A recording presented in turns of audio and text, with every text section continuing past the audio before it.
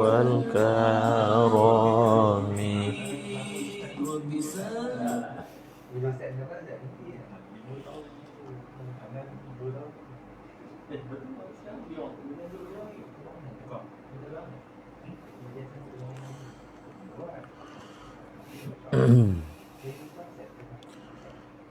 Assalamualaikum warahmatullahi wabarakatuh. Menyambung pengajian kita pada pagi ini pada muka surat yang ke-19. Pada muka surat yang ke-19. Allahumma salli ala sayyidina Muhammad. Tajaan haiwan kurban untuk orang lain perlulah mendapat keizinannya. Selesai. Yang kedua, pihak masjid tidak boleh menggunakan wang masjid untuk membeli binatang kurban dan diniatkan bagi pihak ahli qaryah. Dia ada dua perkara. Pertama, guna duit masjid untuk buat korban. Kalau kita ingin memahami apakah dasar kepada kenyataan ini, mudah sahaja.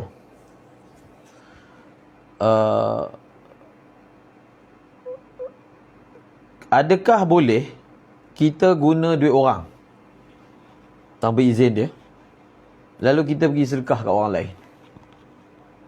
Tak boleh. Walaupun sedekah tu benda yang bagus. Tapi kita boleh jadi Robin Hood. Pergi curi duit orang, kemudian pergi sedekah. Tidak menghalalkan. Begitulah juga, duit masjid ni ada masrifnya. Maksudnya tempat belanja dia. Tempat belanja dia. Kalau dinyatakan tabung masjid, secara umumnya isi tabung itu digunakan apa sahaja yang berkaitan dengan pengurusan masjid. Ya, betul lah, bersedekah itu benda yang terpuji. Tetapi kena menggunakan sumber yang betul. Jadi saya dah tahqiq masalah ni dengan guru saya, Syekh Aidar. Walaupun di Malaysia ada yang memfatwakan boleh. Maka Syekh kata itu mufti kamu punya fatwa lah. Segi kaedahnya memang tak boleh. Kaedah fiqahnya memang tak ada sebab untuk boleh. Kerana korban itu luar daripada perkara yang merupakan pengimarahan masjid. Itu ibadah luar. Maka tak boleh guna duit masjid ni untuk beli binatang, bagi pula pada ahli qaryah. Tak boleh. Lepas tu yang kedua, yang saya sebutkan tadi, yang kedua adalah beli binatang korban dan diniatkan untuk ahli qaryah. Dah dua salah lah. Salah pertama, guna duit masjid.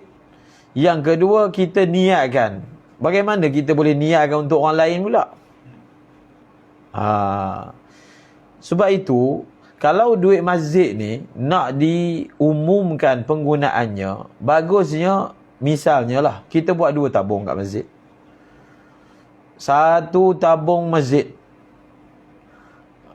Kalau nak lebih jelas lagi, dinyatakan lebih kurang apakah di manakah disalurkannya. Yang kedua, kita buat satu lagi, tabung khairat. Khairat. Kan?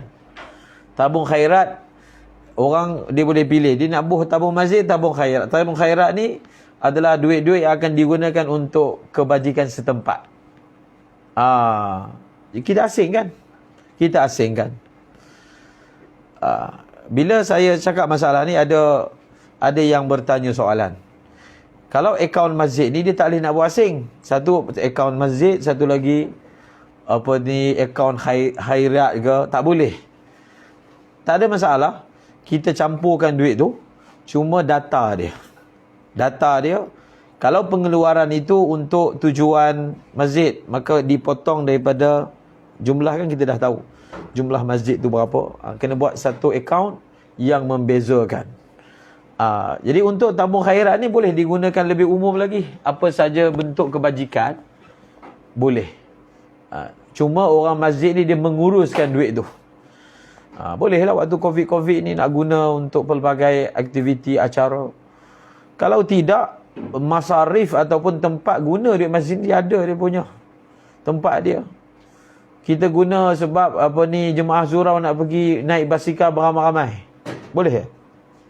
Atau nak pergi hiking ke? Nak pergi belanja makan ke apa ke? Kat luar ni, aktiviti luar ni. Boleh ke guna duit masjid? Tak boleh.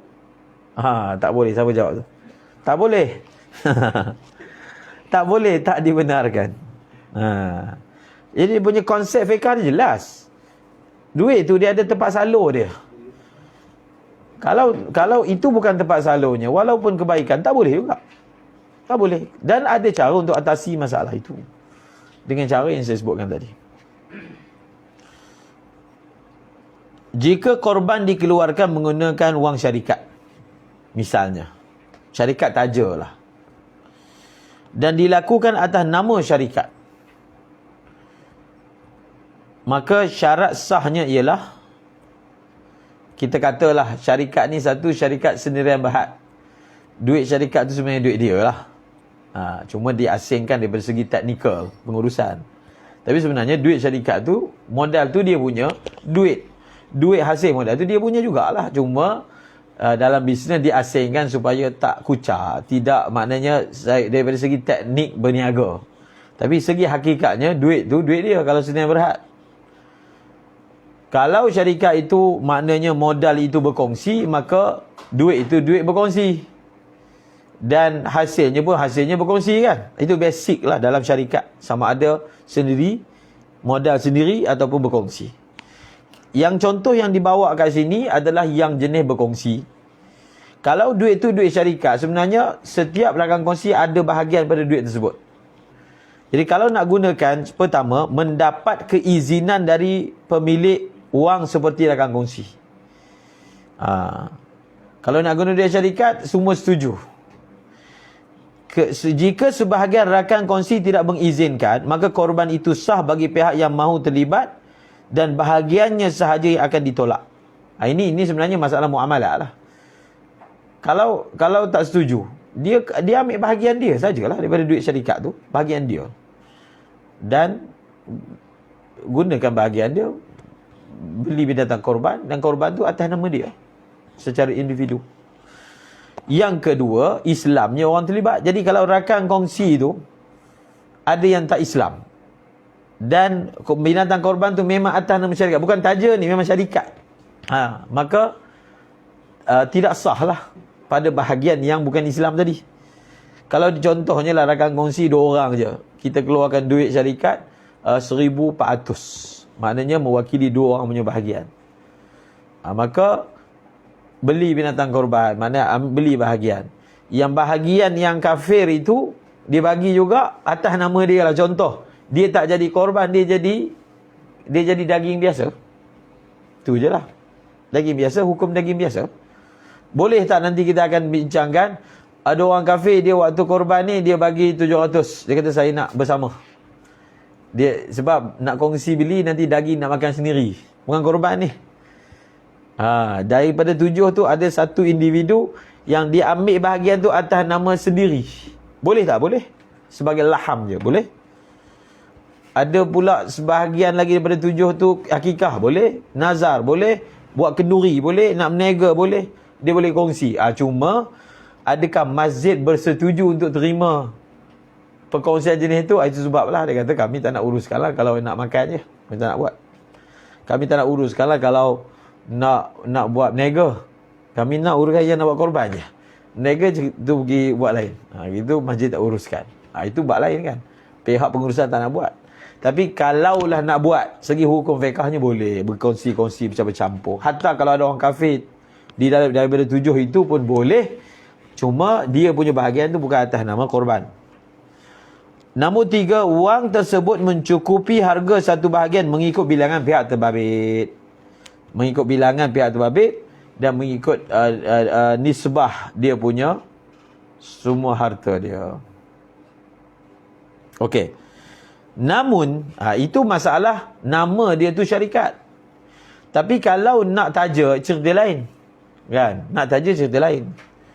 Namun jika sesebuah syarikat ingin menaja haiwan kurban kepada seseorang individu, iaitu menyerahkan wang atau binatang kepadanya dan disembelih sebagai korban atas nama individu tersebut, maka tidak perlu kepada syariat Islam pemilik syarikat berkenaan. Ahli politik kan nak taja binatang korban. Tapi kena ingat, dia masalah taja binatang korban ni tak ada nama. Bagi lembu macam tu je, tak jadi korban. Itu banyak berlaku kat tu. Biasanya masjid kalau dapat macam tu, dia orang sembelih awal. Sembelih awal nak buat makan untuk orang-orang ni. Sekadar daging makan je lah. Kalau ada jualan ahli politik, bukan Islam, dia bagi macam tu je. Tak ada sebut macam mana kaedah dia nak namakan siapa. Jadi seolahnya itu lembu yang dia bagi, sembelih je lah, makan. Tak boleh jadi korban. Dia kalau nak taja, kita ni pihak yang terima tu kena ajar. Ataupun pihak kadang tajaan daripada syarikat untuk kerajaan negeri kan. Itu semua mana create project. Lepas tu bagi tak tahu. Tak tahu hukum kan, bagi je. Satu masjid dapat 2. Itu apa? Binatang korban ke apa? Siapa yang korban? Nama siapa? Jadi tak jadi. Maka binatang tu tak jadilah korban. Kalau nak jadi korban, sepatutnya pihak syarikat tu wakilkan AJK masjid. Benda tu kena buat awal. Kemudian AJK masjid cari pula, sebab dapat wakalah kan. Cari pula 7 orang. Tak kisahlah orang miskin ke, orang tak miskin ke. Tapi bagusnya orang miskin lah. Maka kita tamlikkan lembu tu pada dia. Dan lembu tu dibuat oleh mereka, niatkan sebagai korban. Kalau dia bagi duit, dia bagi duit je, dia tak bagi lembu, bagi duit misalnya lah. Biasanya orang tak buat macam tu, orang bagi duit, orang bagi lembu.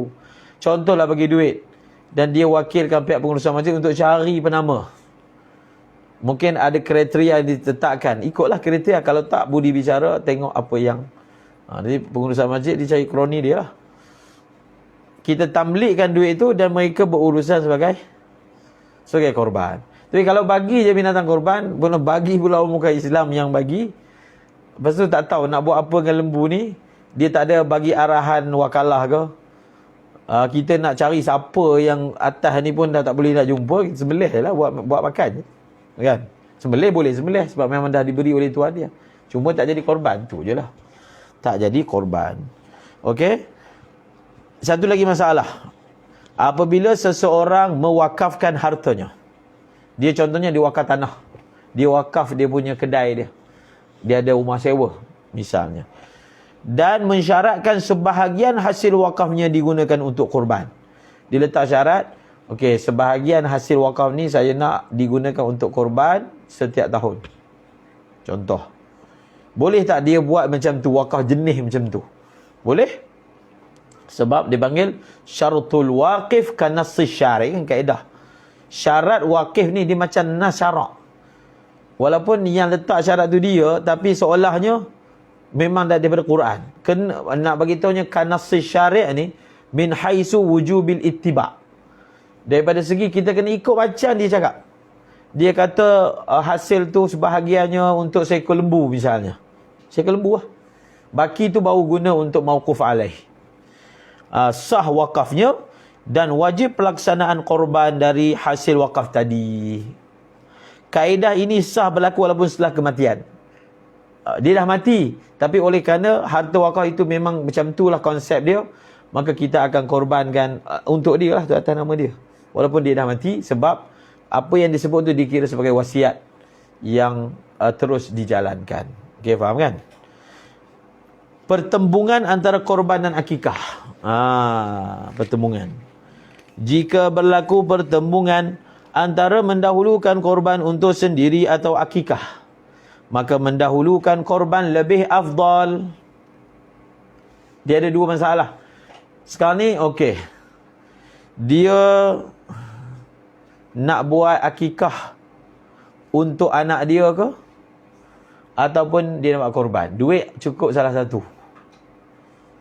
Sebab akikah untuk anak dia atas tanggungjawab dia. Ni bini baru lahir dekat Masjid Raya Haji ni. Bini baru lahir. Bini baru melahirkan. Bini baru lahir tu baru kahwin. Kan? Bini baru melahirkan. Jadi, nak buat mana dulu ni, duit cukup-cukup je, maka buat korban lebih utama. Sebab apa? Kaedah dia, mana-mana ibadat sunat yang ada khilaf pada kewajipannya, maksudnya ada mazhab kata wajib, maka kedudukan sunat tu lagi tinggi daripada ibadat sunat yang semua sepakat dia adalah sunat. Okey, bila kita buat perbandingan antara korban dengan akikah, akikah tak ada khilaf dia adalah sunat. Bahkan ada pandangan daripada mazhab, misalnya Imam Abu Hanifah yang mengatakan bid'ah pula. Ada pula macam tu. Adapun korban, ada mazhab mengatakan wajib, Maliki misalnya, Abu Hanifah misalnya. Jadi sunatnya ibadah korban itu martabat tuntutannya lebih tinggi berbanding sunatnya akikah. So bila bertembung, utamakanlah yang ni, yang mana muakkadahnya, istihbabnya itu lebih kuat berbanding yang satu lagi. Okey, satu masalah, jika bertembung sama ada hendak melakukan kurban untuk anak atau akikah, ni masalah lain pula. Anak dia dia nak buat korban untuk anak tu lah, ataupun dia nak buat akikah untuk anak tu. Untuk anak ni, untuk anak, bukan untuk dia. Korban tu untuk anak atas nama anak, kan boleh kan? Yang mana? Korban ke akikah? Pada keadaan ni mendahulukan akikah tu lebih utama. Sebab apa? Yang kata tuntutan sunat muakkadah korban tu atas diri dia, kalau dia nak buat untuk dia. Sekarang untuk anak, jadi anak kan tidak ditaklifkan, tapi akikah dituntut atas dia, kan? Maka mendahulukan akikah untuk anak lebih utama daripada mendahulukan akikah, mendahulukan akikah untuk anak lebih utama berbanding mendahulukan korban untuk anak. Bezakan masalah pertama dengan masalah kedua. Di sisi Syekh Ibn Hajar Al-Haytami, boleh tak gabung? Dia tak ada bajet, kambing ni kira korban lah, akikah pun ya. Maka di sisi Al-Imam Ibn Hajar tak boleh gabung. Kalau dia niat dua-dua sekali, dua-dua tak jadi. Korban pun tak jadi, akikah pun tak jadi laham. Di sisi Al-Imam Ramli Muqabil, lawan kepada, maknanya sebalik daripada Al-Imam Ibn Hajar, boleh.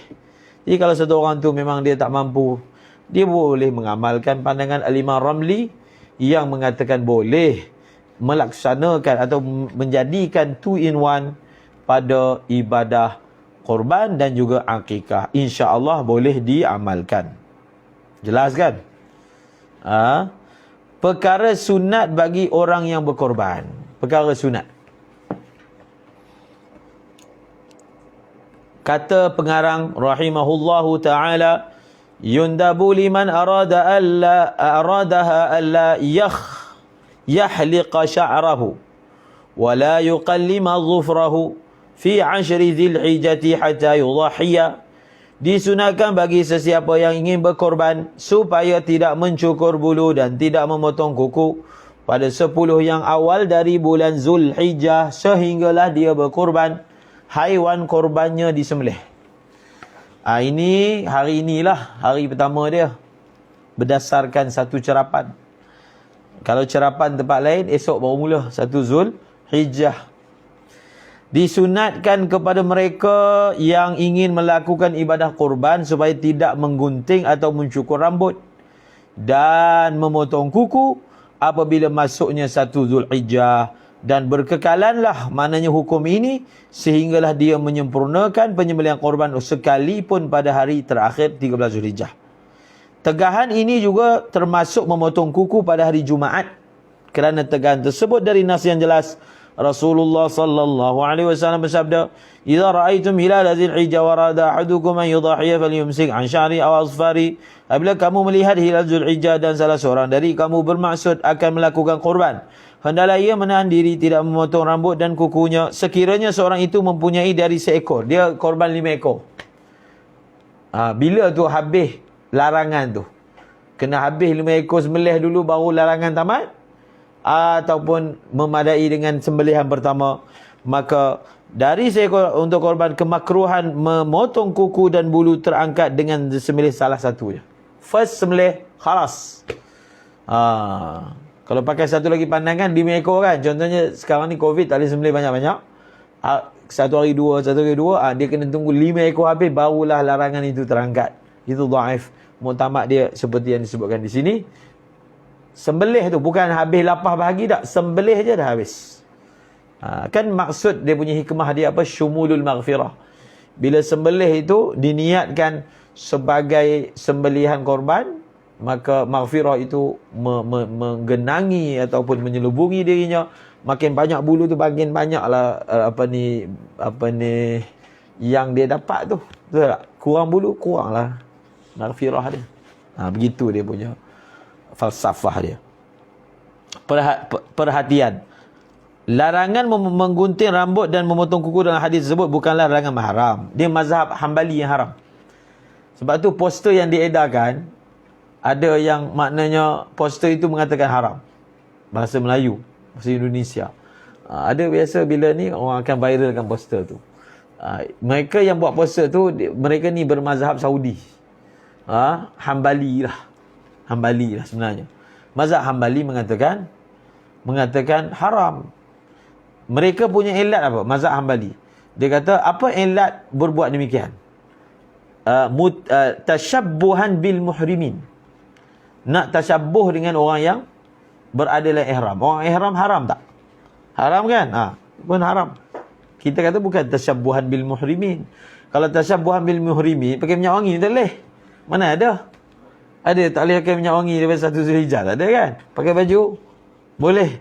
Bukan tashabbuhan bil muhrimin, ilat dia. Li syumulil maghfirah. Itu dia punya ilat dia. Jumhur ni, larangan menggunting rambut dan memotong kuku dalam hadis tersebut bukanlah larangan haram. Sebaliknya hanya larangan makruh. Hikmah di sebalik larangan tersebut supaya keampunan dan kebebasan dari api neraka buat seluruh anggota. Okey. Tadi ada sebut tentang hari Jumaat. Kita sentuh sikit baru ni dalam bab haji. Bila orang berada dalam keadaan ihram, sebelum ihram kita disunat potong bulu, potong kuku kan. Sebab nanti nak duduk dalam ihram ni, takut yalah benda tu kalau ihram tu lama jadi kuku jadi panjang sangat. Jadi potong siap-siap. Cuma ada kecuali. Dan kita kata mahallul istihbab ni dalam syarah Idah, Imam Ibn Hajar kata, yang kata sunat potong bulu, potong kuku tu selain li ghairi muridi, selain daripada orang yang nak buat korban. Dia ihram haji, dalam masa yang sama dia akan ada korban. Sama ada korban tu dibuat kat Malaysia ke, korban tu dibuat dekat Makkah ke, tak kisahlah, maknanya adalah korban dia nak buat. Maka untuk dia ni tidak disunatkan, dan dia ihram tu pula dalam 10 Zulhijjah. 10 hari awal Zulhijjah lah, maknanya dalam ni lah 1 Zulhijjah dia baru nak ihram. Maka dia ini dikecualikan daripada sunat memotong bulu dan memotong kuku. Dia kena lebih utamakan apa? Dia kena lebih utamakan tidak memotong. Nak utamakan yang mana? Kalau nak ambil iktibar dia nak ihram, potong bulu, potong kuku kan. Kalau iktibar dia nak buat korban, tak buat, tak potong. Jadi nak dahulu mana? Maka dahulukan tidak potong. Dahulukan apa? Tidak potong berbanding potong. Sebab apa? Sebab satu, tuntutannya tu lagi berat. Sebab ada mazhab kata haram. Betul tak? Ada mazhab kata haram. Haram potong. Mazhab Hambali. Dan yang masalah potong bulu, potong kuku, semua setuju. Itu semua sunat je. Tak ada ulama' kata wajib. Dia pakai kaedah tadi juga.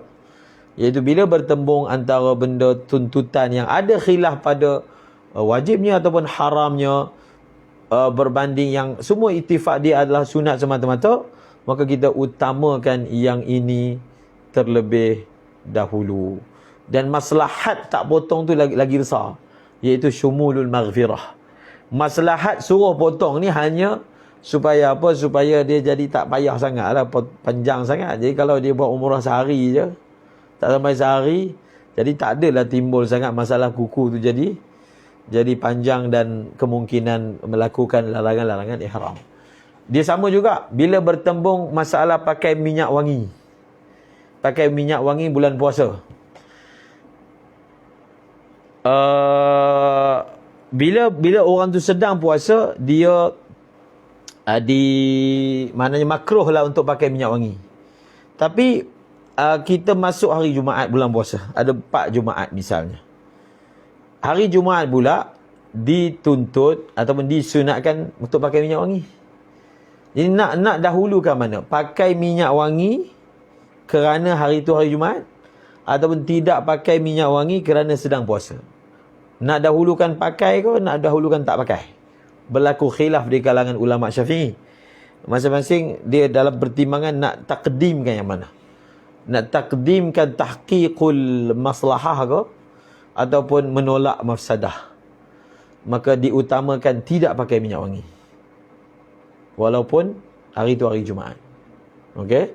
Sebab satu, puasa ni bukan sepanjang tahun. Puasa dia ada 4 Jumaat je.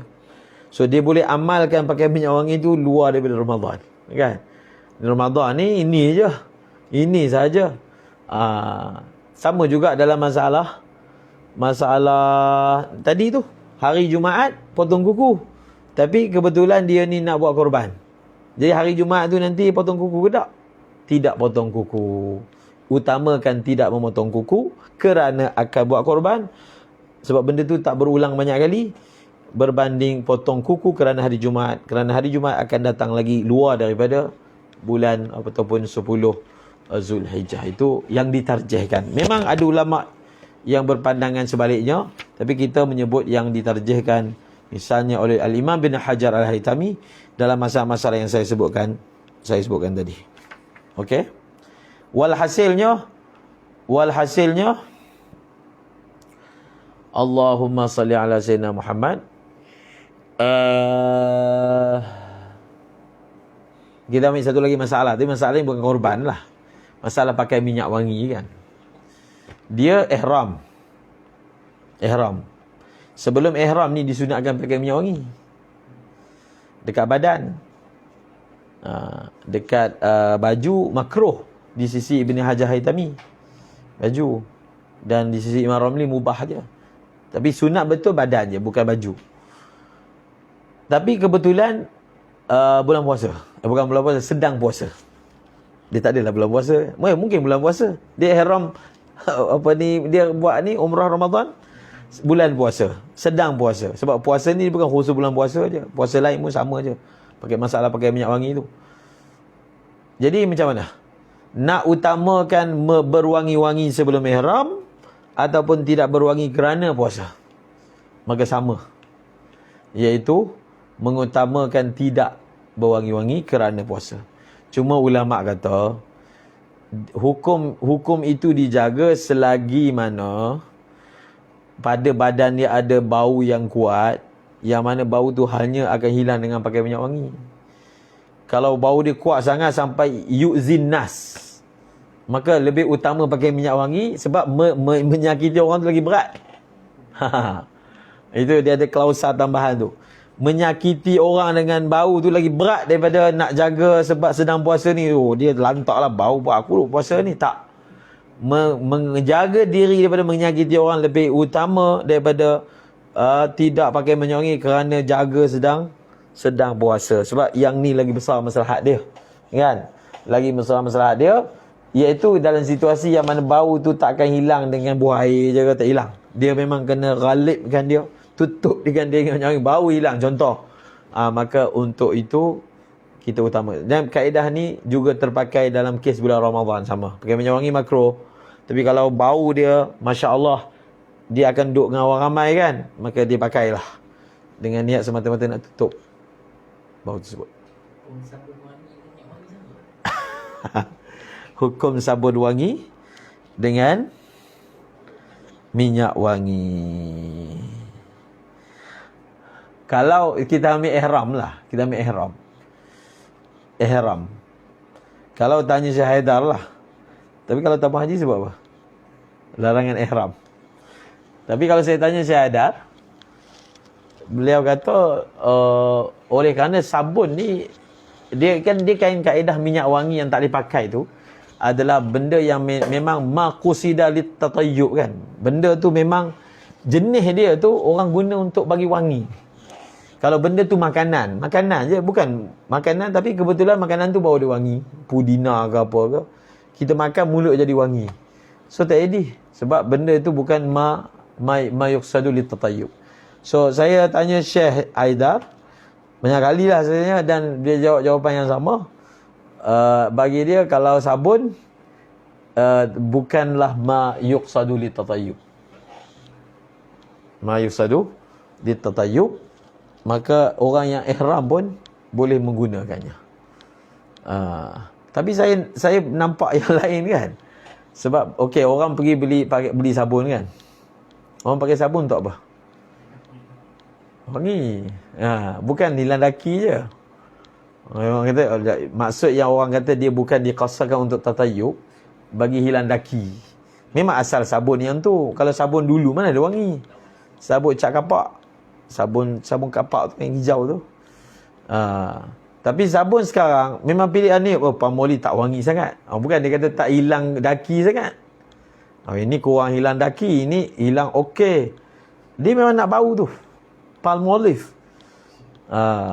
Dia memang digunakan untuk bagi wangi. Asal sabun memang bukan untuk wangikan badan, sabun. Sabun tu adalah untuk menghilangkan kekotoran. Jadi ihtiyatnya kita walaupun ada penangan tu kan, kita tidak menggunakannya lah. Sebab itu sekarang ni dah ada jual produk-produk sabun umrah, sabun haji, shampoo, maknanya hilang daki je, tak ada bau. Masya Allah. Yang mahal punya. Sebenarnya dulu murah je, yang tak ada bau dia murah kan. Sekarang yang bila jadi komersial dia jadi mahal pula, tak ada bau. Masya Allah. Okey. Perkara sunat 22. Ni mudah insya-Allah. Nanti kat belakang macam ada ulang lagi benda ni, kan? Takrar.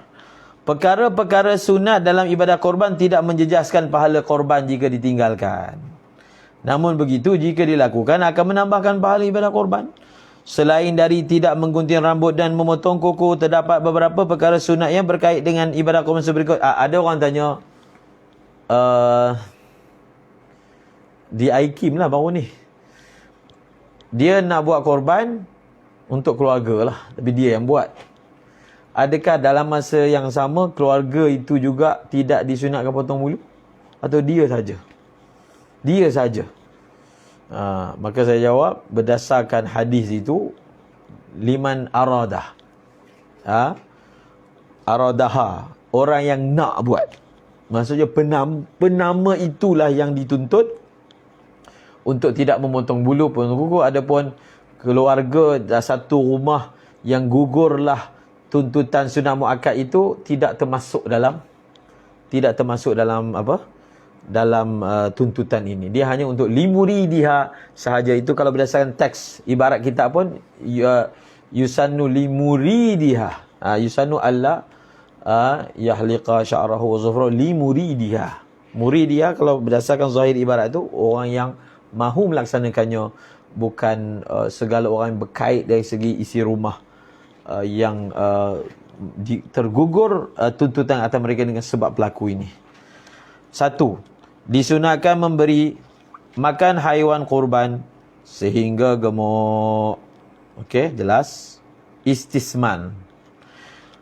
Yang kedua, disunatkan bertakbir Allahu Akbar ketika melihat haiwan kurban pada hari raya Aidil Adha dan hari-hari tasyrik. Sebab apa? Sebab itu adalah waktu yang syiarnya takbir. Hari pertama, hari kedua, ketiga kan. Jadi tengok binatang korban, litukabbirullah, ayat tadi tu. Litukabbirullah ala ma hadakum wa la'allakum tashkurun. Litukabbirullah, supaya kamu bertakbir kepada Allah atas apa yang dia hadiahkan, dia hidayatkan kamu kepadanya.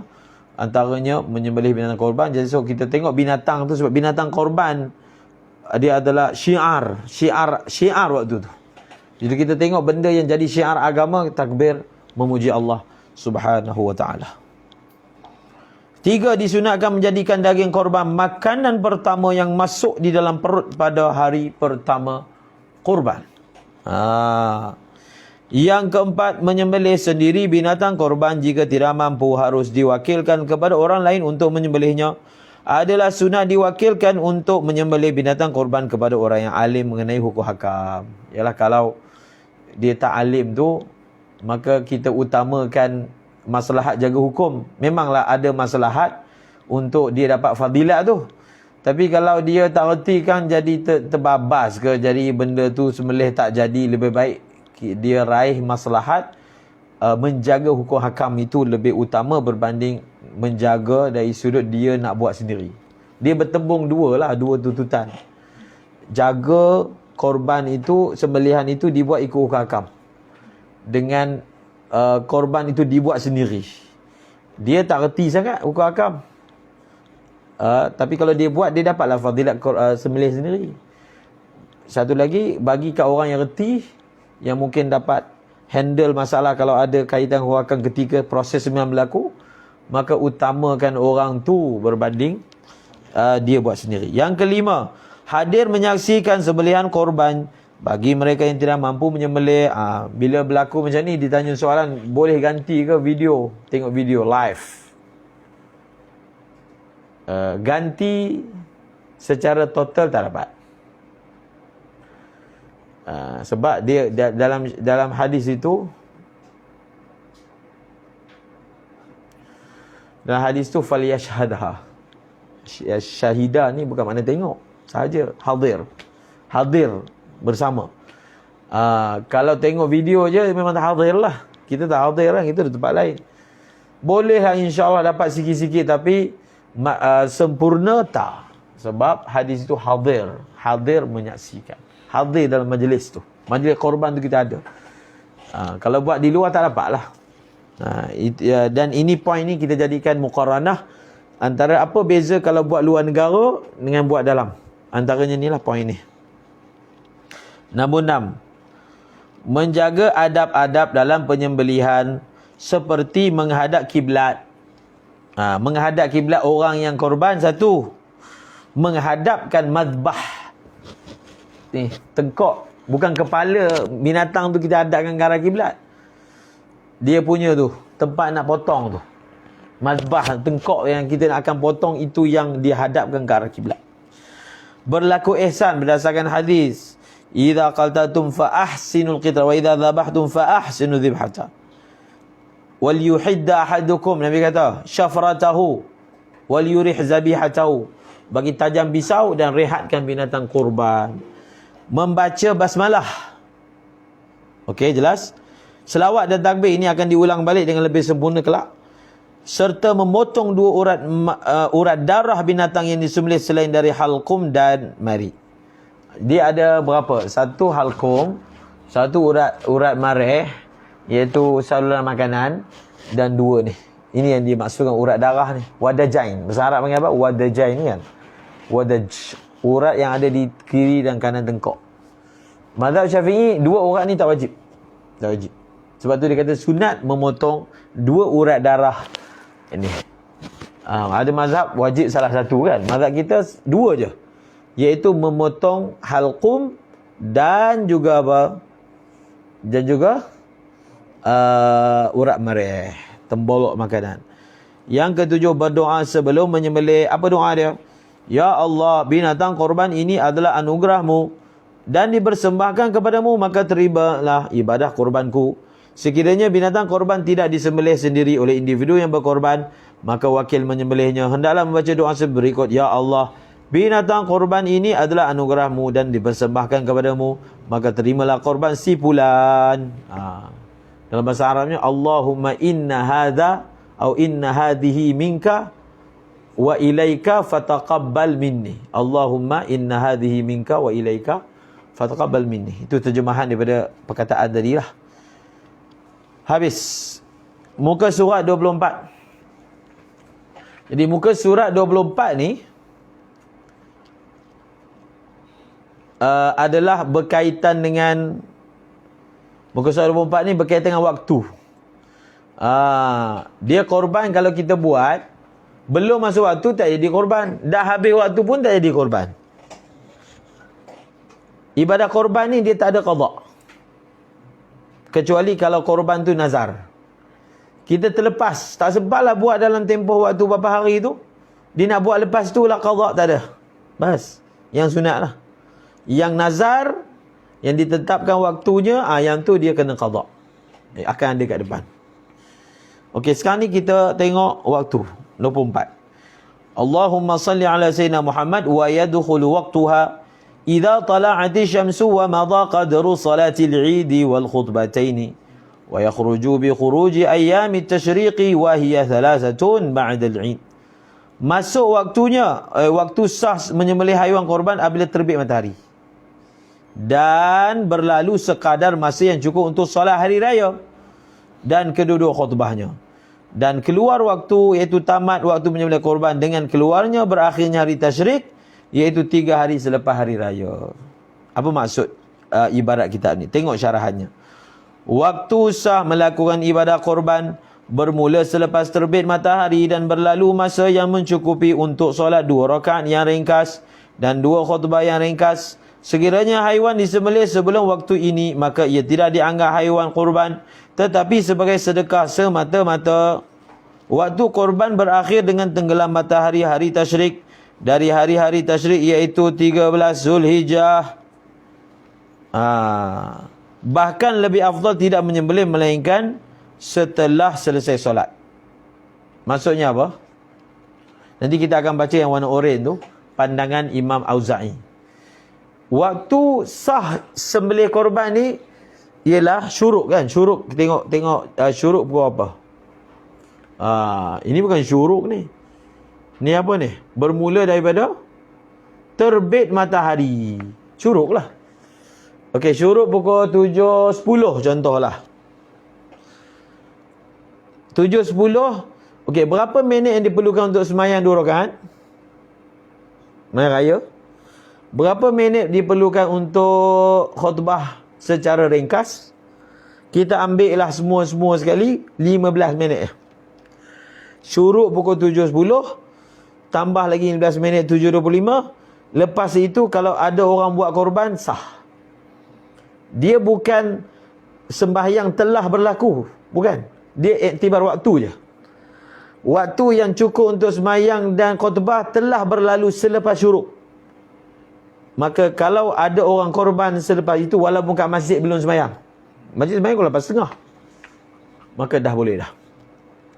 Bahkan sembahyang raya ni kita dah boleh sembahyang lepas syuruk. Tak perlu tunggu matahari naik sepergalahan.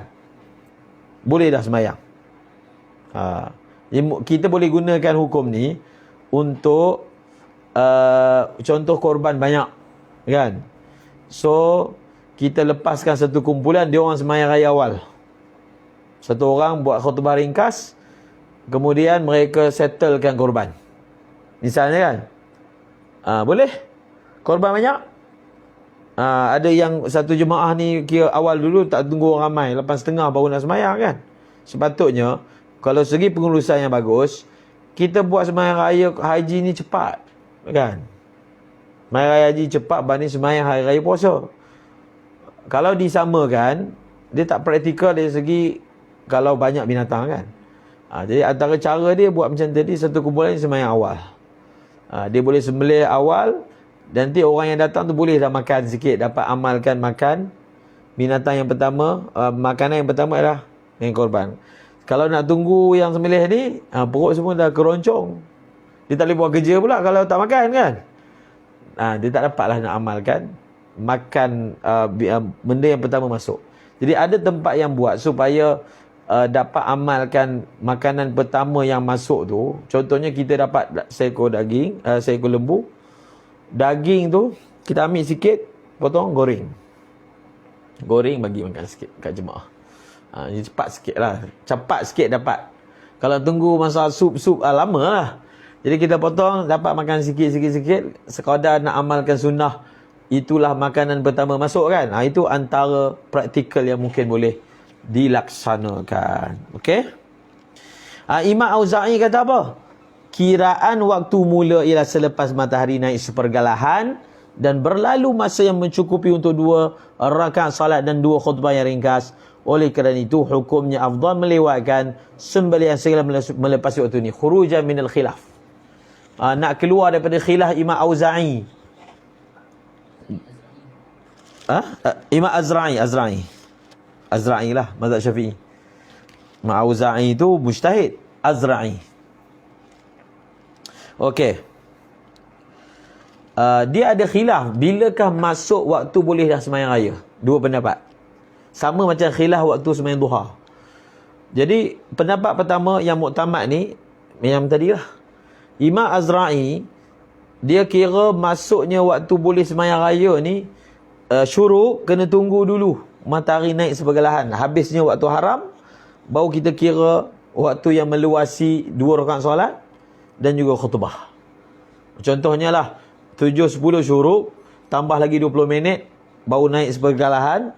7.30 lepas 7.30 tambah lagi 15 minit. Itu di sisi Imam Azra'i. Jadi oleh kerana ada khilaf dalam masalah ni, kita raikan khilaf, kita semayang dalam waktu yang di sisi Imam Azra'i itu sah, dan korban pun kita lajakkan sehingga melepasi waktu yang dikatakan oleh Imam Azra'i sebagai waktu yang sah. Untuk apa? Jaga khilaf tersebut, supaya ibadah korban kita buat dalam keadaan semua ulama kata dibuat dalam waktu yang sudah sah. Itu dipanggil khuruj minal khilaf. Dia sembahyang duha terbalik pula tarjih dia. Ada satu pandangan sembahyang duha ni boleh sembahyang syuruk. Pendapat yang kedua kena naik sepergalahan. Itulah yang muktamadnya. Terbalik, dia punya tarjih terbalik. Okey. Waktu menyembelih merangkumi siang dan malam. Tetapi hukum menyembelih pada waktu malam adalah makruh, kecuali ketika terdapat halangan pada waktu siang ataupun ada maslahat dan kebaikan buat pada waktu malam. Contohnya ialah haiwan korban terlalu banyak ataupun pembantu hanya berkelapangan pada waktu malam. Rasulullah sallallahu alaihi wasallam menyembelih haiwan korban baginda setelah selesai solat sunat Idul-Adha dan 2 khutbahnya. Dari Ibnu Umar radhiyallahu anhu katanya, syahidtu ma Rasulillah sallallahu alaihi wasallam al-adha bil musalla falamma qada khutbatahu nazala min minbarihi wa utiya bi kabshin fadhabahu Rasulullah sallallahu alaihi wasallam bi yadihi wa qala bismillah Allahu akbar Allah hadha anni wa amman lam yudahi min ummati. Pernah aku hadir bersama Rasulullah sallallahu alaihi wasallam mengerjakan salat Idul Adha di tanah lapang. Setelah baginda SAW selesai berkhutbah, beliau turun dari mimbar, lalu ada orang membawa seekor kibas kepadanya, lalu disembelih oleh Rasulullah SAW dengan tangan baginda yang mulia. Kemudian baginda SAW bersabda, Bismillah Allahu Akbar, ini untukku dan untuk umatku yang tidak berkorban. Ini ni, ada orang istimbatkan pada hadis ni, bolehlah buat untuk orang lain, walaupun tak diizin, walaupun orang tu tak wujud lagi. Umat Nabi yang akan datang semua. Maka bila ulama syarahkan hadis ini, ada 2 syarahan. Satu, kita syarah hadis ini, kita tanggung hadis ini atas khususiat. Ini Nabi je boleh. Nabi punya korban boleh meluasi semua umat. Nabi yang buat. Maka kita tak boleh nak buat. Satu, kalau kita samakan hukum ini macam biasa, maknanya kalau nak buat untuk orang lain, maka dia mesti izin kan? Maka ini yang dimaksudkan adalah daripada segi pahala, bukan daripada segi sebagai mewakili untuk umat. Ikutlah salah satu daripada 2 jawapan tadi. Dalam hadis yang lain dari Jubair bin Mut'im radhiyallahu anhu katanya, qala an-nabiy sallallahu alaihi wasallam kullu ayyamit tasyriqi dhabhun. Telah bersabda Nabi SAW, tiap-tiap hari tasyrik itu walau menyembelih waktu menyembelih binatang korban. Ini dalil bahwasanya sembelih binatang korban juga pada hari tasyrik. Ada beza dengan mazhab Hanafi kan? Sekiranya penyembelihan dilakukan di luar dari waktu, mazhab Hanafi ni, hari tasyrik ni contoh kan. Kita kalau puasa hari tasyrik kan tak boleh. Haram. Mazhab Hanafi boleh. Dan mazhab Syafi'i ada qaul. Dalam minhaj ada tulis. Pendapat muktamadnya tak boleh puasa hari tasyrik. Tapi muqabil ada. Muqabil itu yang rajih dalam mazhab mazhab Hanafi. Okey. Okeylah tu. Sembelih pada hari tasyrik kan, waktu luas. Waktu luas. Sekarang ni lagilah penggunaan hari tasyrik ni. Sebab kebenaran satu hari tu kurang. Tak boleh buat banyak-banyak. Jadi digunakan hari kedua, ketiga, keempat untuk buat korban. Catatan. Sekiranya penyembelihan dilakukan di luar dari waktu yang telah ditetapkan syarak, maka ia dianggap sembelihan biasa, bukan lagi ibadah korban. Okey. Orang yang mana diwakilkan oleh orang lain, apatah lagi kalau diupah oleh orang lain untuk laksanakan ibadah korban, dia kena jaga benda ni. Sebab dia dibayar upah oleh orang untuk buat korban. Korban kan? Dia kena pastikan binatang tu jadi korban. Kalau dia buat sembelih, binatang tu tak jadi korban, dia tak boleh ambil duit tu. Sebab dia diupah untuk buat korban. Kalau kamu buat tak jadi korban, contoh waktu dibuat awal sangat ke, contohlah, atau waktu buat lebih ke, maka tak berhak lah. Kita tidak menyampaikan maksud yang kerananya kita diambil upah, iaitu ibadah korban. Okey. Dari Al-Bara' bin Azib telah bersabda Rasulullah SAW.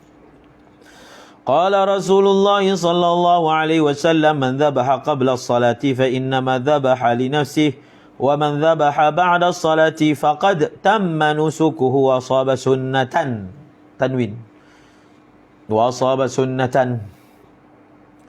Maksudnya, sesiapa yang menyembelih sebelum salat, maka ia menyembelih untuk dirinya sendiri, dan sesiapa yang menyembelih sesudah salat, maka sesungguhnya dia telah menyempurnakan korbannya dan telah mengikuti sunnah kaum muslimin. Okey. Perhatian. Berakhirnya hari tasyrik dengan terbenam matahari keseluruhannya pada 13 Zulhijjah. Tenggelam matahari habis. Maksudnya masuk maghrib lah, mudah bahasa. Dia sembelih ni memang betul-betul lagi 5 minit nak masuk maghrib. Boleh lagi. Dan yang diiktibar terputusnya urat mereh dan halkum. Kalau sempat potong habis itu sebelum maghrib, sah. Jadi korban. Kalau separuh potong sebelum maghrib, separuh lagi putus lepas maghrib, kira tak jadi korban. Siapa suruh buat lambat sangat? Sekiranya penyembelihan dilakukan pada akhir waktu dan terputus halkum dan marih, sebelum sempurna terbenam matahari, maka sah ibadah korban itu. Yang seterusnya, haiwan yang diniatkan sebagai korban sunat tetapi tidak sempat disembelih. Ini masalah ada qada ke? Kita ada kaedah yang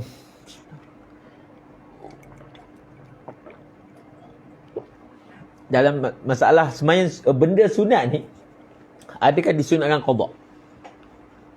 Contoh, kita terlepas sembahyang qabliyah, disunatkan qada ke? Kita terlepas sembahyang tahajud, disunatkan qada ke? Apa sahajalah. Itu kalau sembahyang. Kita terlepas puasa sunat apa? 9 Zulhijjah, Arafah.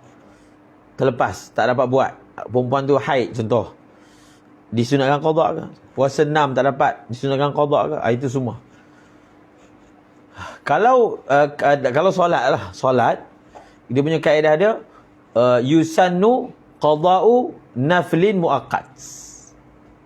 Apa dia? Disunatkan untuk seseorang itu qada sembahyang sunat nafilatin muaqqatah. Sembahyang sunat yang ada waktu. Sembahyang sunat kan dia ada dua, satu muaqqatah, satu zatul asbab. Sembahyang sunat yang ada waktu, sembahyang sunat yang ada sebab. Sembahyang sunat yang disunatkan qada yang ada waktu. Sebab itu sembahyang sunat wuduk tak disunatkan qada. Sembahyang sunat tahiyatul masjid tidak disunatkan qada. Sembahyang apa-apalah yang bukan jenis bangsa ada waktu. Kalau jenis ada waktu, disunatkan qada. Maka termasuklah juga puasa yang ada waktu khas kan. Maka disunatkan qada. Dan ulama sebut, baru ni dibahaskan, kita bincang tentang masalah tawaf kudum. Bukan kita bincang lah, Ibn Hajar. Ulama Syafi'i bincang kan. Satu orang dia terluput tawaf kudum. Terluputlah tawaf kudum. Maka adakah disunatkan qada? Jawapannya tidak. disunat qada menurut pendapat yang muktamad. Terluputlah. Dia macam tahiyatul masjid. Khalas. Dah terluput, dah tak ada dah. Dia nak pergi ganti ke waktu lain kan? Sebagai, tak ada. Sebagai ulama kata, disunatkan qada. Ibnu Hajar Al-Haytami kalau berdasarkan pembacaan, apa yang beliau nyatakan itu tidak disunatkan qada. Okey. Kita baca warna oranye tu. Haiwan yang diniatkan sebagai korban sunat tetapi tidak sempat disembelih sehinggalah habis waktu, maka pemilik bahagiannya boleh menunda sehingga tahun hadapan. Tunda lah. Lembu tu jaga sampai tahun depan. Kalau dia sanggup lah. Siapa nak jaga? Baru ni ada orang tanya soalan. Ada anak lembu. Tak tahu siapa tuan dia. Jadi tambat kat masjid. Orang masjid jaga. Masjid jaga, bagi makan pun semua. Kira lembu tu jadi besar lah. Dan dah tak larat nak jaga. Ini soalan real berlaku. Jadi dia tanya soalan. Boleh tak buat korban? Boleh tak lembu tu yang tak dibela, yang tak tahu siapa tuan dia, kita buat korban? Boleh tak? Jadi saya cakap tak boleh lah. Sebab korban tu kena dibuat oleh pemilik kan. Dia kena buat oleh pemilik. Sekarang masjid tak boleh jadi pemilik. Macam mana nak memiliki pula kan? Kita tolong jaga je. Tetap binatang itu bukan milik kita. Nak jadi luqatah pun tak cukup syarat. Nak luqatah tu, kalau berlaku luqatah dan akhir sekali berlaku tamalluk kan, luqatah ni dia berakhir dengan tamalluk, pemilikan, tapi syarat-syaratnya pun tak cukup, maka tak boleh lah. Tak boleh nak buat korban. Tak boleh. Okey. Simpanlah. Kalau sanggup simpan, kalau tak jual. Duit tu simpan tahun depan. Duit tu simpan ke tak simpan terpulang sebab dia kan sunat. Atau disembelih, disedekah. Habis dah waktu tak sempat, sembelih lah. Dah alang-alang. Kalau tak dapat pahala korban pun dapat pahala sunat. Bagi sedekah orang makan daging pun adalah pahalanya. Nak jual balik, jatuh harga. Nak jaga memang tak larat lah. Maka mungkin dengan cara sembelih, bahagi orang makan. InsyaAllah. Itu pun ada pahalanya. Setiap orang yang bernazar. Ini masalah nazar. Setiap orang yang bernazar untuk melakukan korban hendaklah menunaikan nazarnya. Berdosa sengaja menangguhkan sembelihan korban nazar sehingga tamat waktunya. Sekiranya terlupa atau ada halangan, maka tidak berdosa dan wajib disembelih haiwan tersebut sekalipun waktu berkorban telah tamat dan dikira sebagai mengqada korban nazar yang tertangguh. Bila dia nazar korban tahun ni, waktu dia tu dah jadi mudayyak. Waktu tahun ni je lah kena buat. Macam semayang lah. Bila kita tak semayang sampai habis waktu, kena semayang tak? Lepas tu semayang fardu. Dah habis waktu, kena semayang tak lepas tu? Kena lah. Kena semayang juga. Walaupun dah habis waktu. Semayang apa? Semayang qada sama juga. Kalau nazar itu ditetapkan waktunya, waktu dah habis. Tapi benda tu nazar, wajib. Jadi macam mana? Maka buat juga walaupun dah habis waktu hari tasyrik sebagai qada. Benda wajib habis waktu qada. Dia yang dibahaskan kena qada ke tak tu sunat. Contoh kan.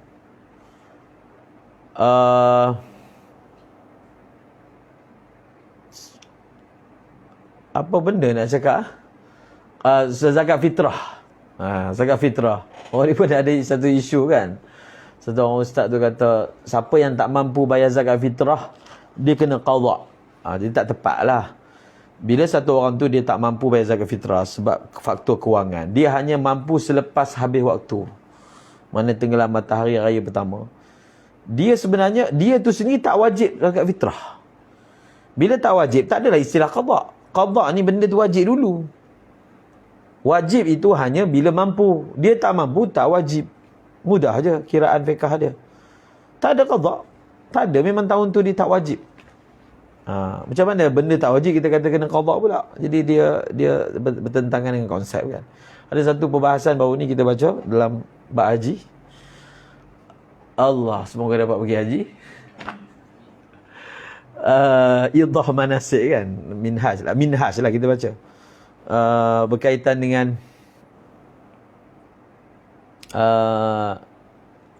orang yang mana memasuki tanah haram ataupun memasuki Mekah. Masuki Mekah, ibarat tu masuki Mekah, dia bukan masuk untuk tujuan nusuk. Dia untuk tijarah, ziarah. Kita bagi contoh apa? Tijarah, ziarah. Urusan bukan nusuk lah. Adakah dia wajib masuk juga dalam keadaan ihram? Adakah dia wajib masuk dalam keadaan ihram? Maka dia ada dua pendapat. Mazhab Syafi'i ada dua qaul. Pendapat yang muktamadnya ma'ruf, tidak wajib. Tidak wajib masuk dalam keadaan ihram. Yang wajib tu adalah muridan linusukin kan. Man jawazal miqata muridan linusukin. Siapa yang tiba di miqat, bukan menjawaz, siapa yang tiba di miqat, hal kadang dia nak buat nusuk, dia tak boleh melepasi miqat tersebut melainkan dalam keadaan ihram kan. Sekarang ni tak, dia tijarah, dia pergi untuk ziarah dan apa-apalah urusan yang bukan nusuk. Dia datang contohnya duduk Jeddah, ada kematian kat Mekah, saudara dia. Dia datang untuk kematian lah. Kena balik. Adakah masuk tu mesti masuk ihram? Pendapat muqabil kata ya, mesti. Wajib. Tapi mazhab Syafi'i yang muktamad lah, sebab yang ini pun qaul Imam Syafi'i juga, tidak wajib. Disunatkan sahaja. Kalau dia tidak berbuat demikian, hukumnya makruh. Hukumnya makruh. Sebab ada mazhab kata wajib, mazhab Hanafi. Tak apalah. Kemudian dalam syarah tu dia ada kaitan yang kita bahaskan ni. Dia atas qaul yang kata wajib lah. Atas qaul yang kata wajib. Dia masuk juga. Dia masuk juga tapi tak ihram. Atas qaul yang kata wajib ni, dia masuk juga dalam keadaan dia tidak ihram. Maka dibahaskan, adakah dia wajib qada? Ini atas qaul mah tu. Adakah dia wajib qada? Sebab dia sepatutnya masuk ihram, dia tak buat benda yang wajib tu. Adakah dia hanya berdosa tapi tak perlu buat apa-apa? Dam ke, qada ke? Ataupun dia kena qada, maksudnya dia kena patah balik niat ihram. Itu masuk kena qada. Pendapat mutamannya tak perlu qada. Maka kata Ibn Hajar, ataupun Imam Nawawi, ini adalah syawaz. Ini adalah masalah yang keluar daripada kaedah. Sebab kaedah standardnya, bila benda tu wajib, kalau tinggal kena qada. Tapi ini masalah yang keluar daripada kaedah. Bukan pendapat ni syaz dengan erti kata pendapat tak betul, tak. Dia keluar daripada kaedah. Syadza 'anil qa'idah al-ma'rufah, bahawasanya semua yang wajib kena qada kalau ditinggalkan. Yang ni dia tak perlu kena qada. Ini adalah tafri', cabangan daripada qaul dhaif yang telah dinyatakan tadi. Allahumma salli ala Muhammad. Seseorang yang bernazar korban dengan haiwan yang cacat. Haiwan tu memang cacat. Dia pergi nazar nak korban haiwan tu. Atau tidak cukup umur, wajib menyembelihnya pada waktu ini juga walaupun ia tidak dikira sebagai korban. Bila dia dah nazar, walaupun dia nazar korban, maka nazar dia tu sah dan dia wajib sembelih pada waktu korban. Dia tak boleh sembelih lebih daripada itu. Sebab bila satu orang tu dia nazar korban, maka waktu tu dah standard dah. Waktu tu lah. Tapi masalahnya binatang tu cacat. Cacat yang tak cukup syarat korban. Menurut pendapat sahih dalam mazhab, ia tidak dikira sebagai korban. Dia kena sembelih juga dalam waktu tu, tapi tak kira korban. Ada satu syarikat ni, ada seorang ustaz tu dia share lah. Mereka punya syarat dia. Syarat keterangan yang mana customer kena baca lah. Antaranya nombor 4. Saya ambil maklum, tengok ayat dia. Saya ambil maklum sekiranya berlaku apa jua perkara kecacatan yang menyebabkan haiwan korban tidak sah untuk korban sunat, maka saya perlu bertukar niat kepada nazar agar ibadah korban dapat diteruskan. Jadi klausa ni dibuat untuk selamatkan keadaan. Kalau binatang korban yang dibeli tu cacat, maka automatik dia jadi nazar dan diteruskan juga. Jadi mungkin syarikat ni ingat klausa ni boleh selamatkan isu cacat. Bila cacat kan, kita kan dah ada klausa awal. Jadi dia tetap diteruskan jugalah. Dan tetap jadi korban dan sah.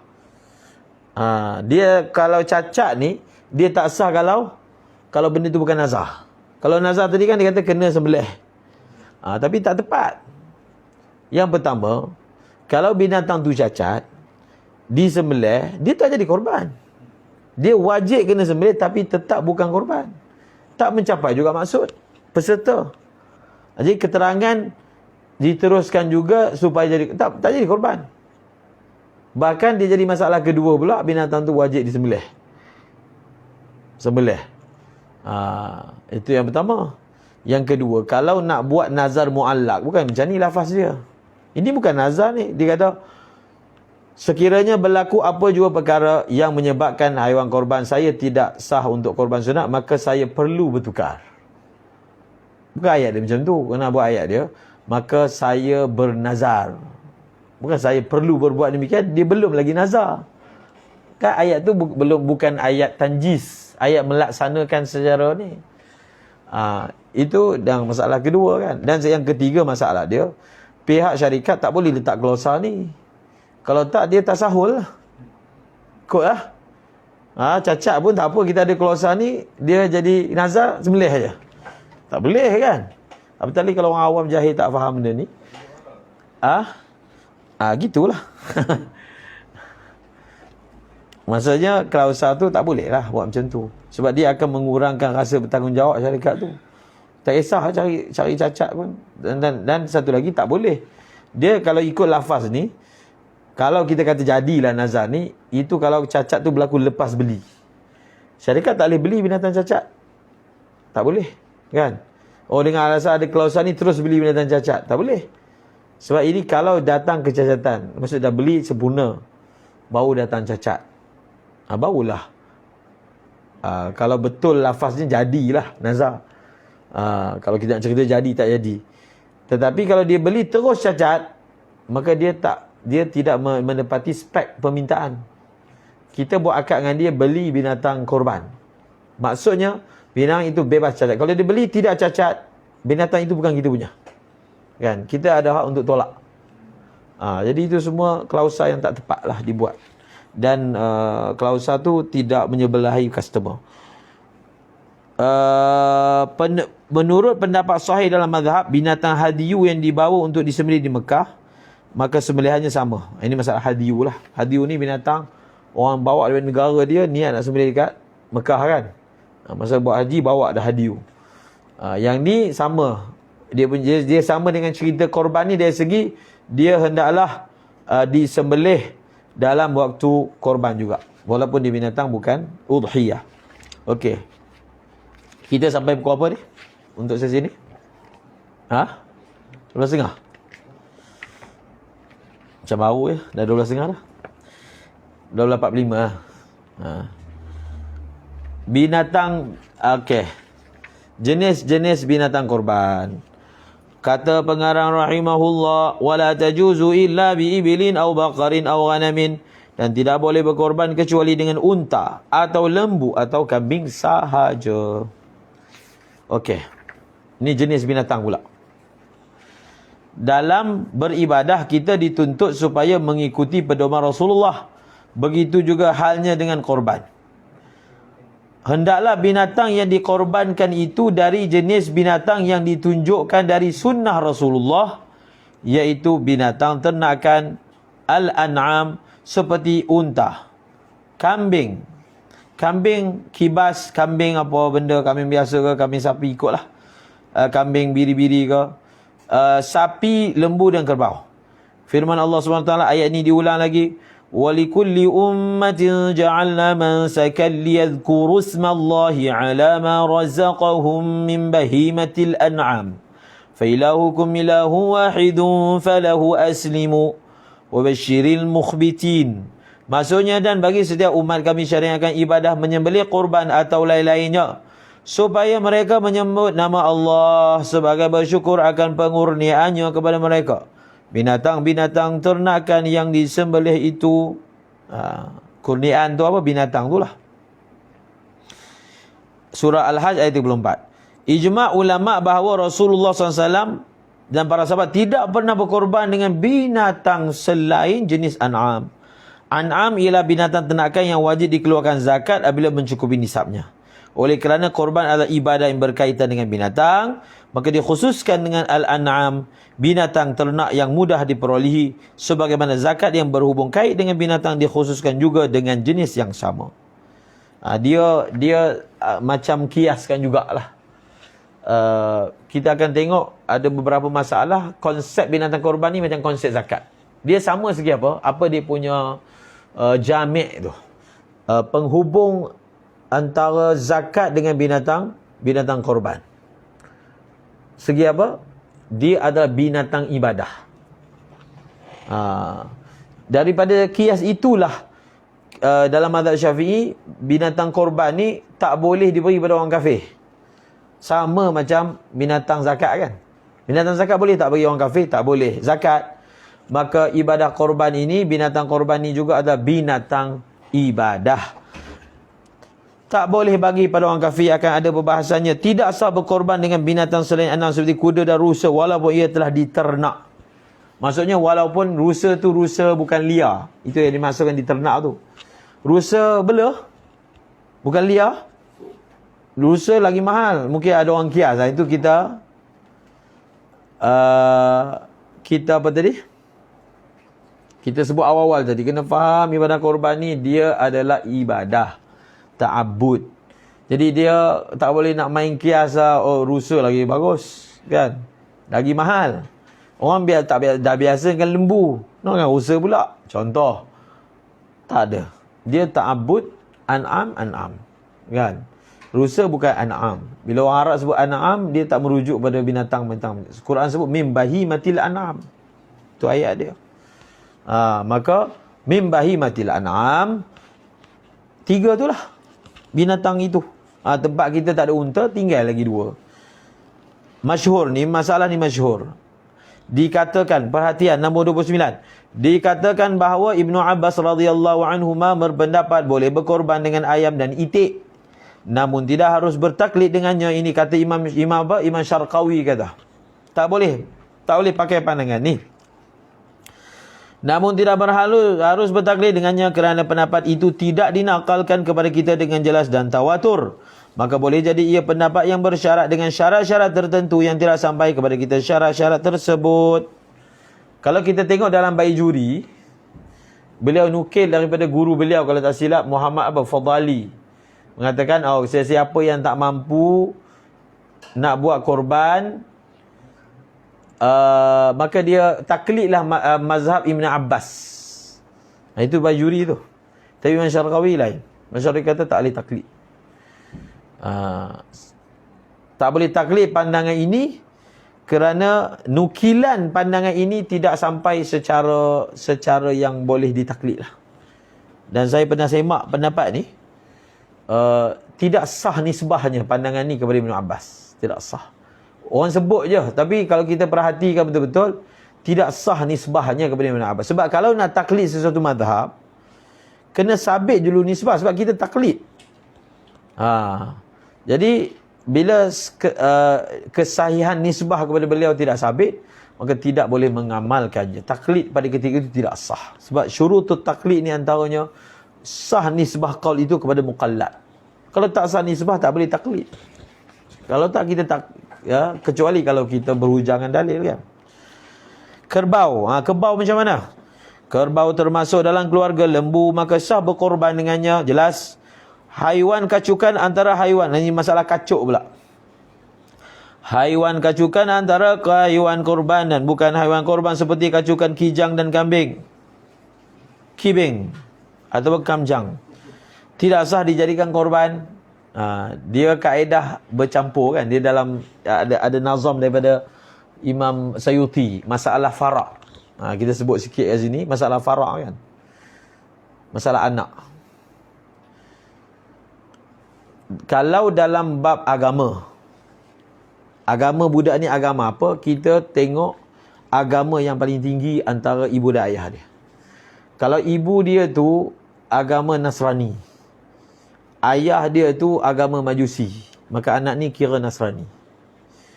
Apa faedah dia? Faedah dia nanti bab jizyah dan lain-lain yang ada kaitan, yang ada beza ke agama. Begitulah juga sebaliknya. Agama yang paling tinggi lah.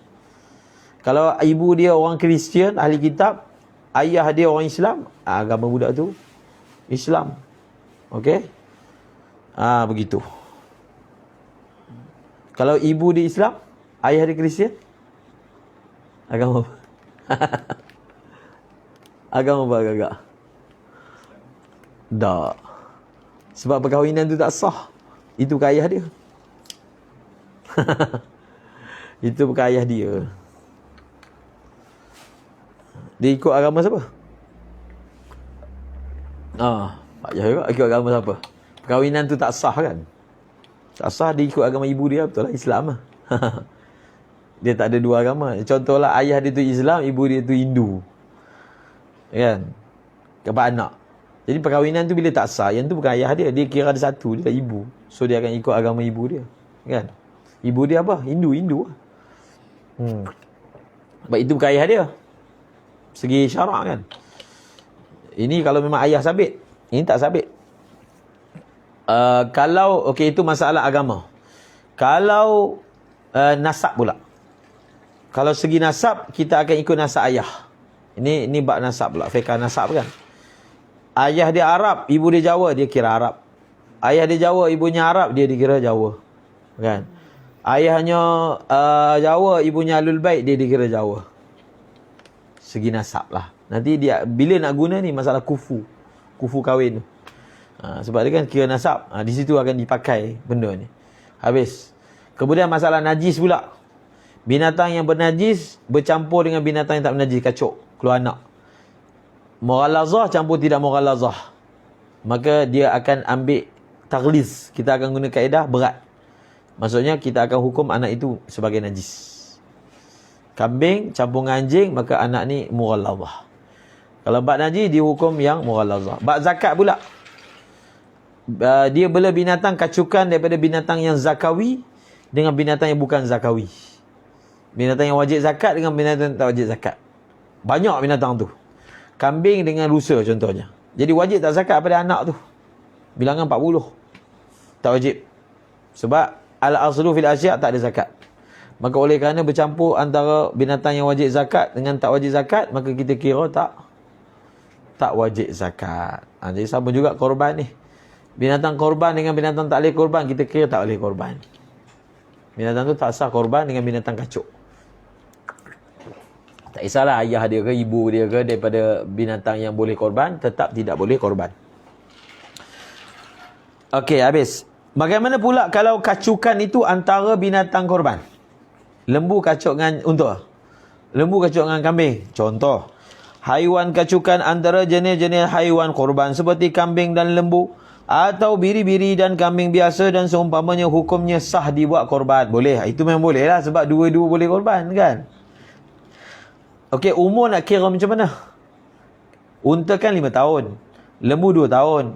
Sekarang ni kambing, biri-biri campur dengan lembu. Dia nak pakai umur lembu ke umur kambing? Setahun ke 2 tahun? Kita pakai umur paling banyak. Umur paling banyak. Kalau lembu kacau dengan unta, kita pakai umur unta 5 tahun. So binatang tu, yang anak hasil kacau tu, bila umur 5 tahun baru boleh korban, sah. Dia pakai yang paling banyak, ihtiyat. Apa dia? Bahagian paling sikit. Kat depan kan ada. Imam tanya itu. Dia kacuk antara lembu dengan kambing. Kalau lembu boleh 7 orang. Kalau pakai iktibar lembu. Kalau pakai iktibar kambing, 1 orang. Dia kira iktibar lembu kambing, iktibar kambing, seorang je. 1 ekor untuk 1 orang sahaja. Itu kaedah. Itu semua ihtiyat tu. Dia ambil paling banyak, ambil paling sedikit.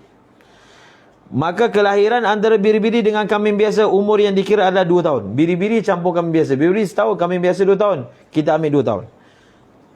Masuk tahun ketiga iaitu mengikut umur kambing biasa. Allahumma salli dan surah Maidah.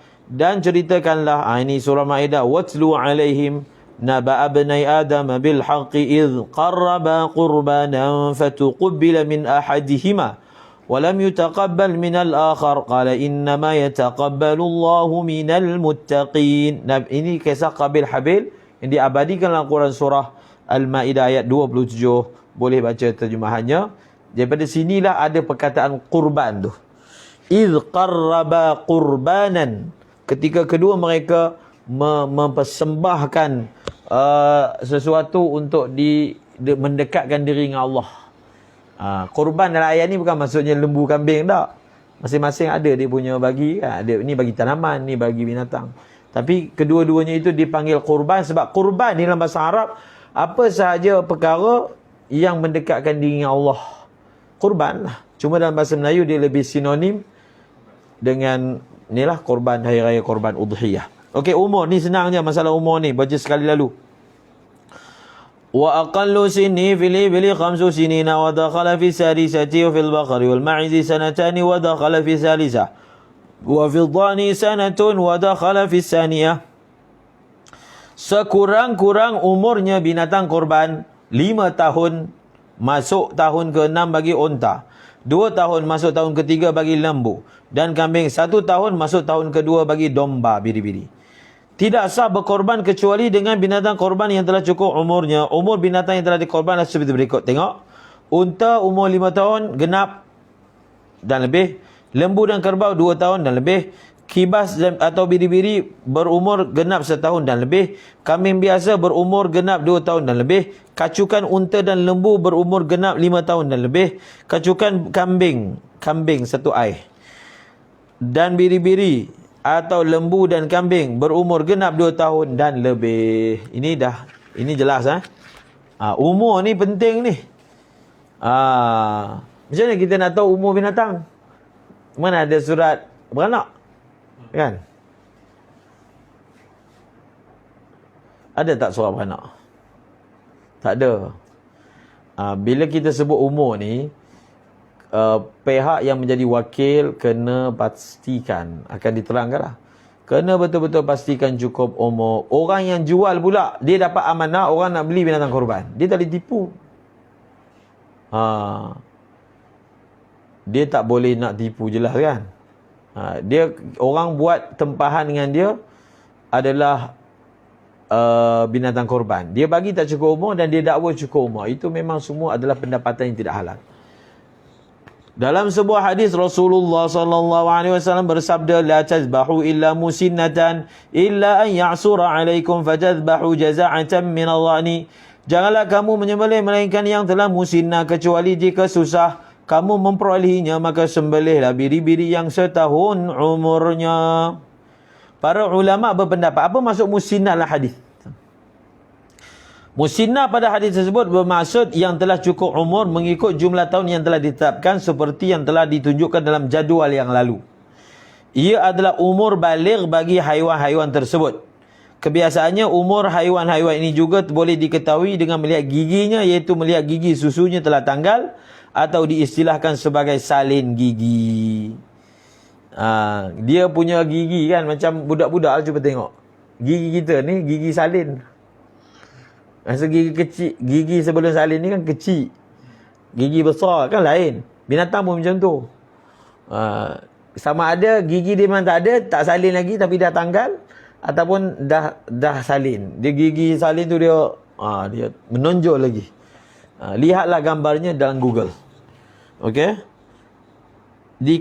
Dikatakan salin gigi adalah tanda balik bagi binatang seperti mimpi basah bagi manusia.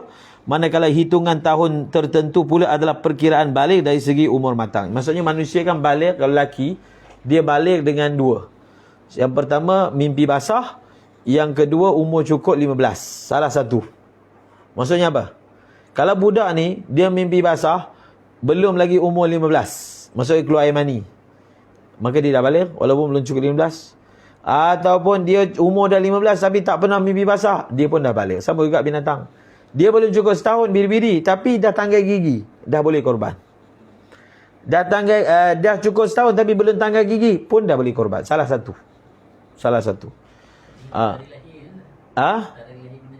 Kena ingat tarikh lahir.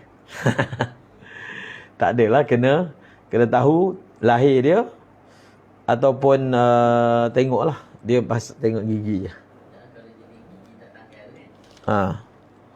Kena tahu lah. Betul? Kena tahu. Bulan Islam. Dia memang kaedah kalau dalam syarak bila disebut tahun ke bulan merujuk pada bulan Islam. Itu adalah tahun syar'i kan. Syuhur syar'iyah. Genap. Mana takribiyah? Genap. Dia genap dan dah masuk tahun kedua. Dia bukan takribiyah. Jadi kan ada kat depan nanti kalau tak pasti umur cukup tak cukup, kita kira tak cukup.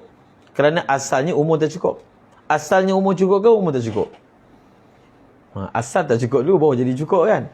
Kalau tak tahu kira tak cukup. Sebab itu amanah tu orang yang menguruskan kalau kalau komersial kan. Itu yang betul-betul amanah. Satu orang masjid bukan komersial. Dia uruskanlah sebagai sukarela kan. Upah gitu-gitu je. Tapi kalau komersial lebihlah kuat dia punya tuntutan dia untuk pastikan cukup umur. Masa saya Allahumma salli Muhammad, kita buat akikah anak kita pasal kat Yaman, pergi dengan Syekh pergi kandang. Syekh Haidar. Dia suruh penjaga kandang tu, buka mulut dia, aku nak tengok.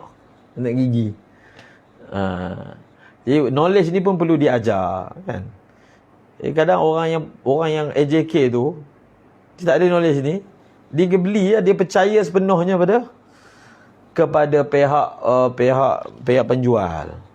Kalau kita di Masjid Siptaling, kaedahnya bila nak cari binatang korban akan ada ustaz pergi sekali. 2 orang pergi untuk tengok. Bukan AJK je pergi, ada ustaz pergi untuk menilai adakah binatang itu cukup untuk korban, segi syacat apa semua kan. Jadi kita pun tak biasa. Ada sekali kambing tu sampai. Tengok ni pihak yang jual ni. Satu kes. Satu bertalih kan ni. Dia masalah kalau binatang import kan. Walaupun tubuh besar, kadang tak cukup umur. Tak cukup umur. Jadi cakap kat dia ni, macam mana ni cukup umur ke? Dia kata tak cukup. Tak cukup tak boleh lah. Dia kata, saya pakai mazhab yang boleh. Dia nak pakai, dia pakailah. Kalau itu korban dia, kan? Masalahnya korban orang lain punya, bukan kau yang jual. Kau jual, kena bagi yang pembeli nak kan? Bukan, dia main pakai mazhab dia pula. Sebab mazhab Hanafi lain. Mazhab Hanafi, kalau binatang itu tak cukup umur pun, dia syarat 6 bulan ke atas, tapi kalau tubuh dia besar macam 1 tahun dah boleh. Dia ada macam tu, iktibar dia mazhab Hanafi.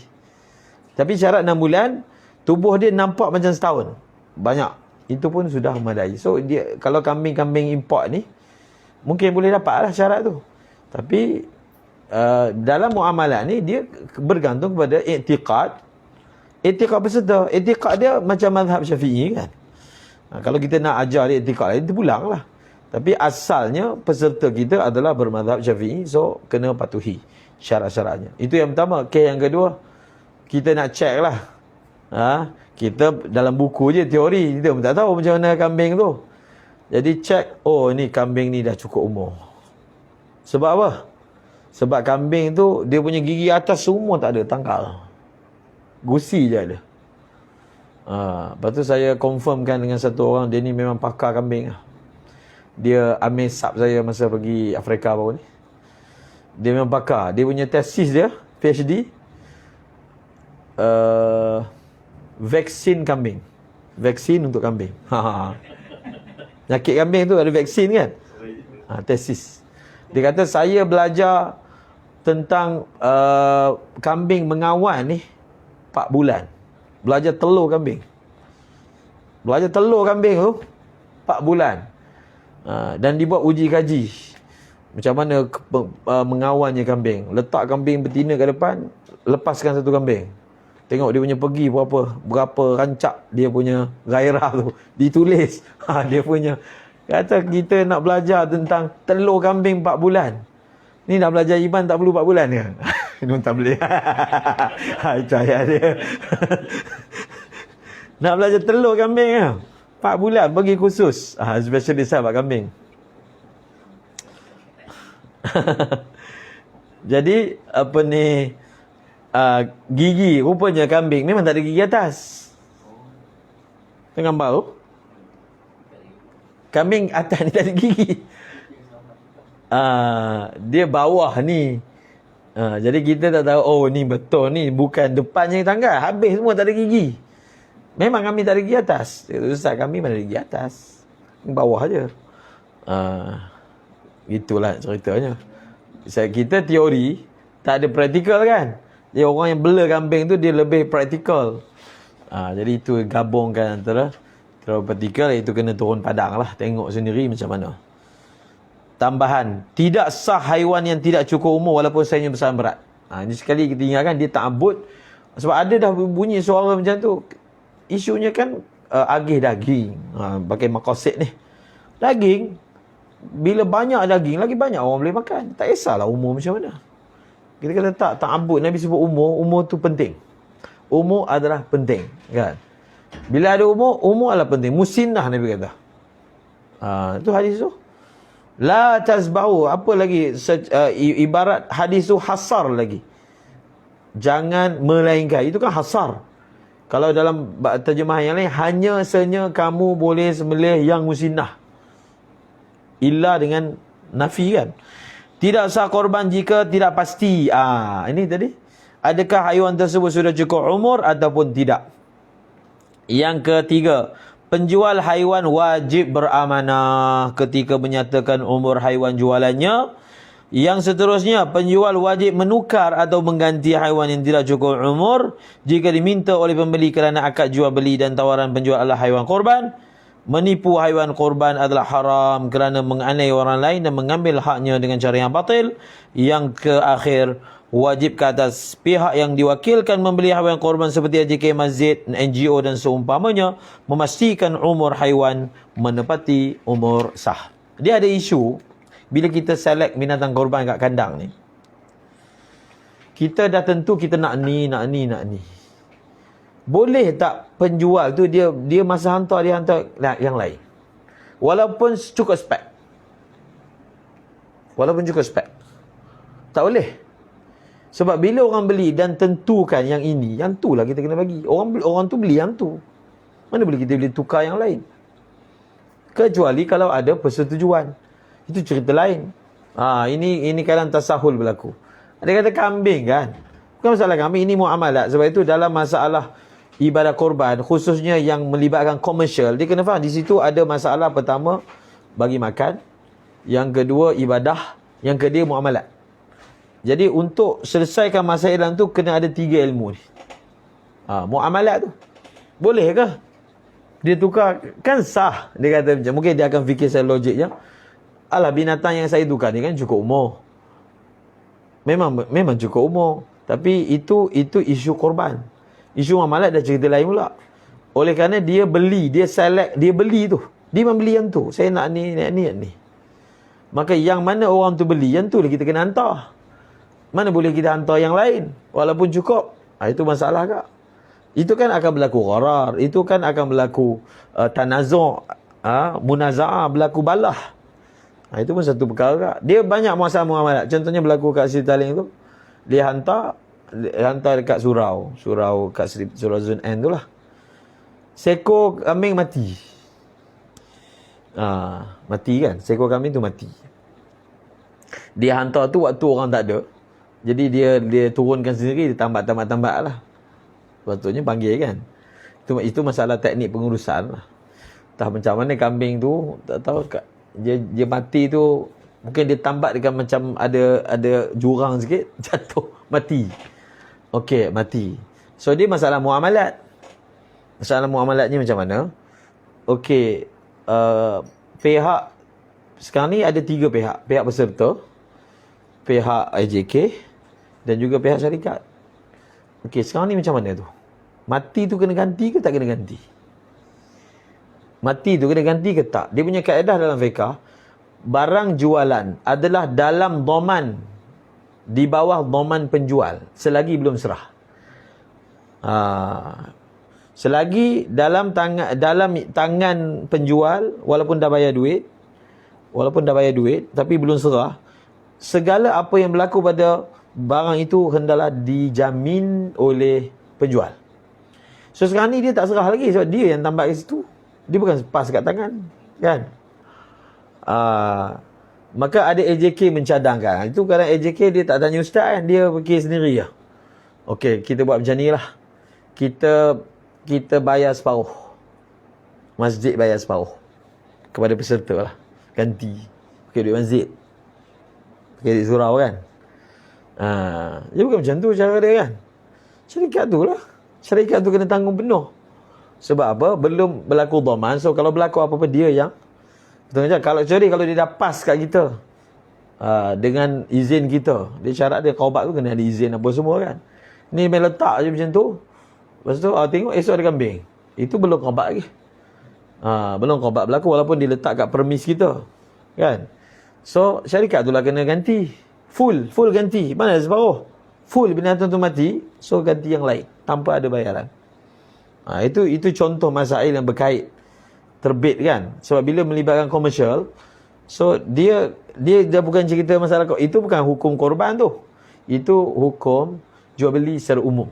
Kalau kita beli untuk korban ke, beli untuk, macam tu lah hukum dia. Jadi siapa nak kena ganti? Orang kata okey tak apalah, kami bayar separuh je, yang separuh lagi peserta tanggung. Lagi teruk kan?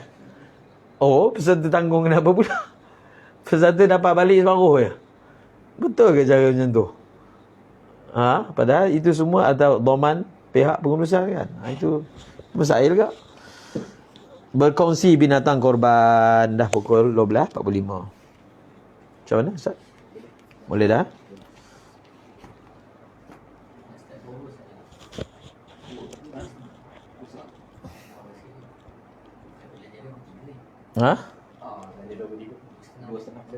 Oh, jadual pukul 3. Okey. Banyak lagi. Okey, alhamdulillah kita dah selesai untuk daurah yang sesi yang kedua bersama dengan Maulana Lutfi. Jadi insya-Allah kita rehat seketika tengah hari dan juga untuk kita solat Zuhur. Kita akan sambung semula insya-Allah untuk sesi yang ketiga pada jam 2.30 petang. 2.30 insya-Allah. Boleh tengok boleh lah kita punya Facebook page kita, Klinik Ngaji Kubat Center. Link-link juga akan disebarkan lah ke dalam grup-grup WhatsApp insya-Allah. Jadi insya-Allah kita jumpa lagi pada jam 2.30 petang nanti untuk sambungan sesi yang ketiga untuk mengkhatamkan kitab kita insya-Allah. Dan sesi soalan-soalan akan dikumpulkan, kita tengoklah yang mana boleh Maulana jawab pada selepas asar nanti insya-Allah. Untuk sesi selepas asar. Okey, terima kasih semua. Assalamualaikum warahmatullahi wabarakatuh.